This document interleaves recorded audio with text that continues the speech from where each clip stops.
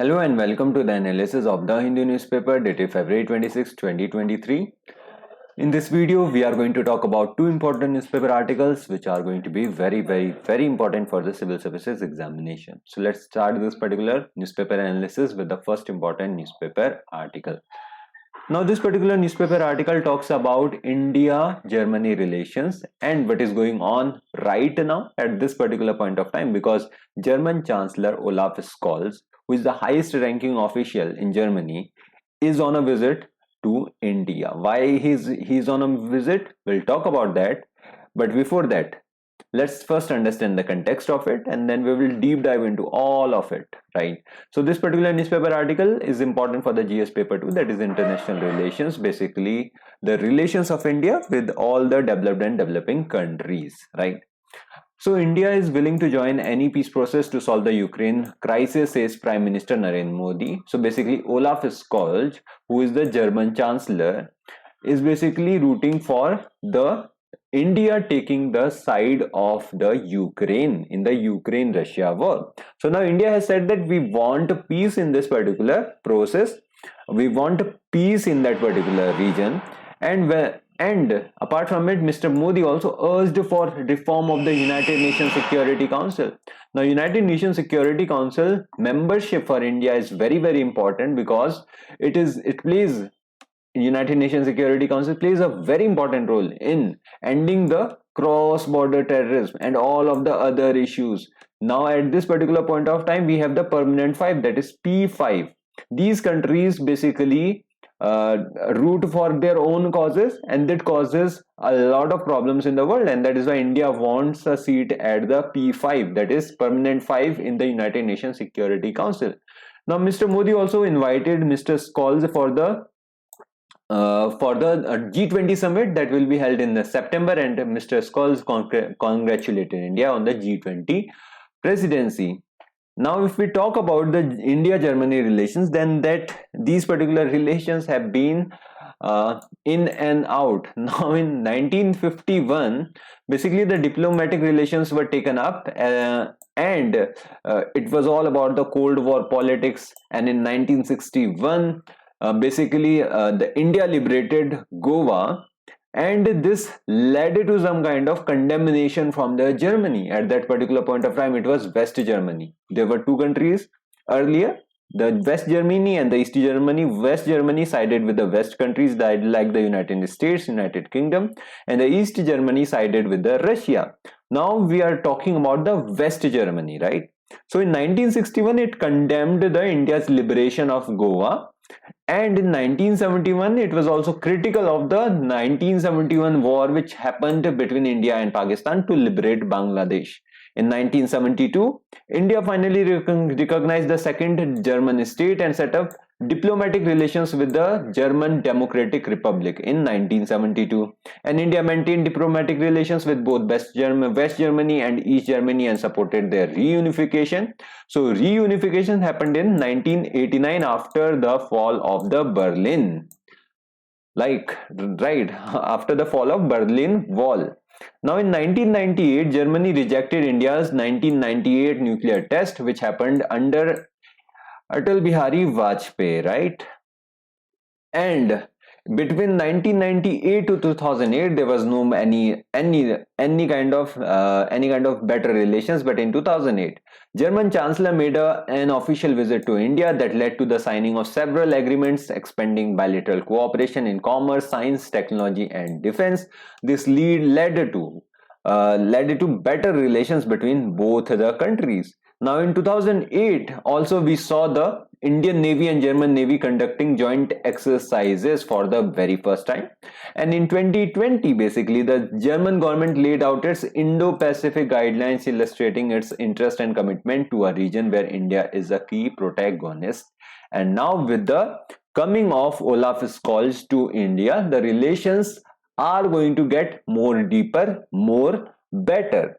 Now, if we talk about India-Germany relations, then we have the common democratic principles, and we have high degree of trust and mutual respect. And India and Germany have a strategic partnership since 2001, which has been further strengthened with intergovernmental consultations at the level of the head of governments, which allows for the comprehensive review of the cooperation and identification of new areas of engagement, right? Now, if we talk about the areas and instruments of cooperation, then we have the political cooperation. Political cooperation happens through the parliamentary exchanges. So there is an Indo-German parliamentary friendship group, which was basically established in the 1971, right? Since 1971, the parliamentary exchanges are going on. And apart from it, if we talk about the institutional arrangements between the both countries, then we have the foreign office consultations, we have the high defense committee, then we have also Indo-German energy forum, Indo-German environmental forum, then we have also have science and technology committee, and then we have several joint working groups in the fields of skill development, automotive, agriculture, coal, tourism, etc., etc., right? So both countries consult each other and coordinate positions in the multilateral forum, including the G20. So both the countries are the members of the G20, and they also talk about the global issues such as climate change, sustainable development in the United Nations. So these are some of the areas of cooperation institutionally. Now, India, Germany meet on the sidelines of the G4 as well to discuss on the important issue. Now, what are G4? G4 are basically 4 countries that are rooting for the permanent seat in the United Nations Security Council. Now, these 4 countries, that is G4 nations, are Brazil, Germany, India, and Japan, and all of them want a seat in the United Nations Security Council, right? So now there have been consultations between the two countries on regional and international issues such as UN issues, international cyber issues, disarmament and non-proliferation, export control, East Asia, Eurasia, Africa, etc. Now that we have talked about the political cooperation, let's talk about the defense cooperation. Now, India and Germany Defense Cooperation Agreement 2006 was signed, and which provides a framework for bilateral defense cooperation.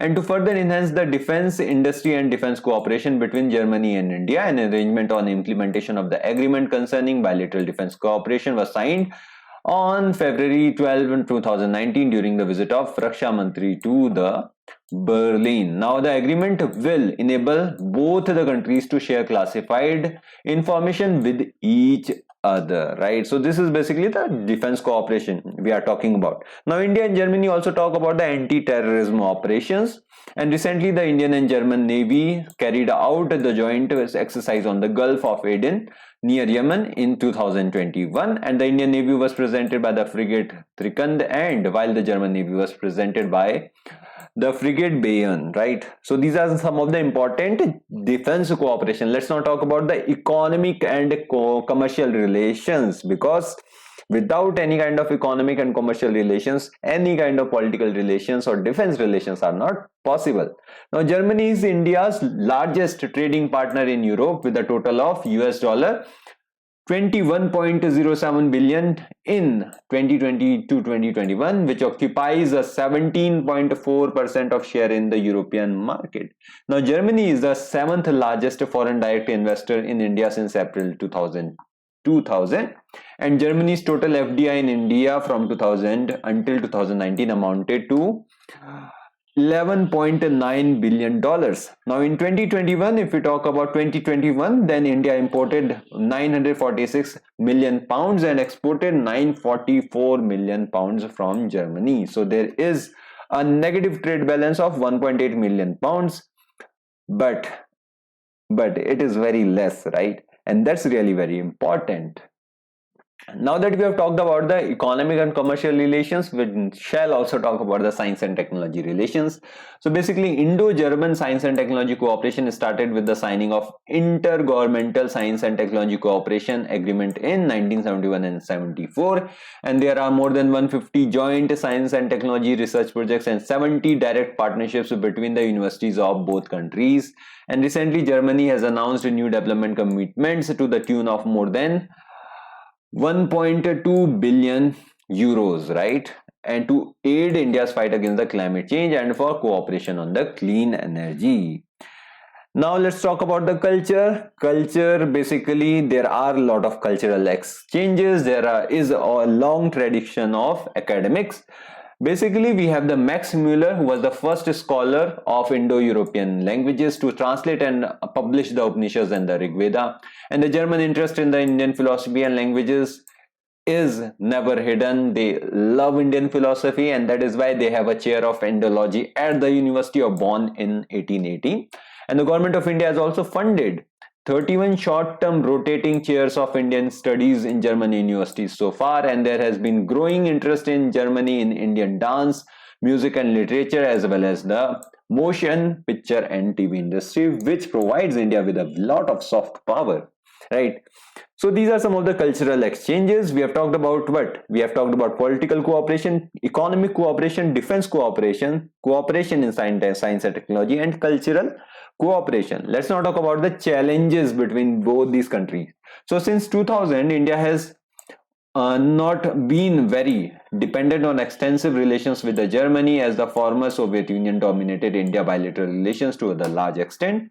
And as the world changed in the early 1990s, India reacted promptly and adapted well to the new situation, whereas Germany did not realize the opportunities wasted in trade, science and technology, and defense cooperation with India, and instead concentrated on the People's Republic of China. So China has a lot of influence in the Germany, and this is what India does not want. India wants that India should get more defense cooperation with the Germany.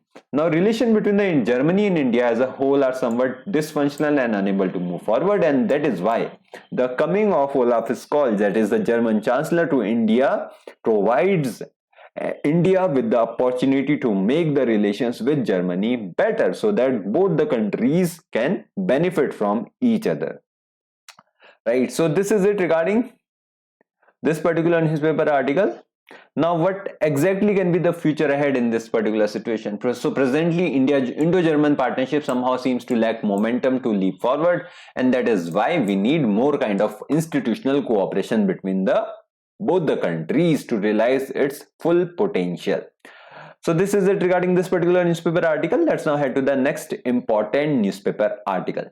Now, this particular newspaper article talks about the neutrinos, and there is a question. So are neutrinos their own antiparticles? Now this particular newspaper article becomes important for the GS paper 3, that is science and technology, right? So now let's first understand the context of it, and then we will talk about the recent studies that have been done regarding the neutrinos. So what are neutrinos? Neutrinos are basically the subatomic particles, right? They are part of the atom. And they have very less weight. That is very negligible weight they possess. Now, neutrinos are the second most abundant particles in the cosmos, and they are so ubiquitous. Their properties have an important influence on the structure of the universe, and that is why scientists do study the neutrinos. But there is an open question regarding it, whether they are their own antiparticles. Now, what are antiparticles? We have particles, then we have antiparticles. Antiparticles possess the exact opposite properties as that of the particles. Now, the neutrinos will have antiparticles as antineutrinos. We have neutrinos, then we also have antineutrinos, and they must possess different kind of properties. Now, this particular newspaper article says that or it questions whether the neutrinos and antineutrinos have the same properties or not, right?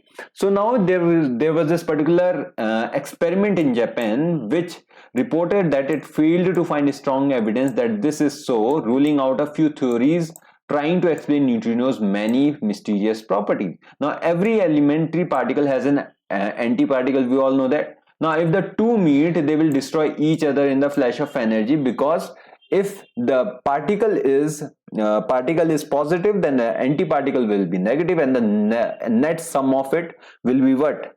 Will be the destruction of each other. Now, the electron's antiparticle is the positron, and they can be distinguished because they have opposite charges. But in the case of neutrinos and antineutrinos, this becomes a little tricky. So similarly, neutrinos have antineutrinos, however neither is electrically charged nor possess any other properties to really differentiate between them. Now here comes a study which have been presented by the physicist from the Camland, which is Kamioka liquid scintillator antineutrino detector. Now in Japan recently, it was reported that after analyzing 2 years data, they could not find the signs that neutrinos could be their own antiparticles. Now this answers the basic question in this particular newspaper article. Now Camland looks for an event called the neutrino-less double beta decay. Now in normal beta decay, what happens is that two neutrinos in an atom turn into two protons by emitting two electrons and two neutrinos. Now the two electrons and two neutrinos are produced, but in the case of the neutrino-less double beta decay, what happens is that only two electrons are emitted and two antineutrinos are nowhere to be found.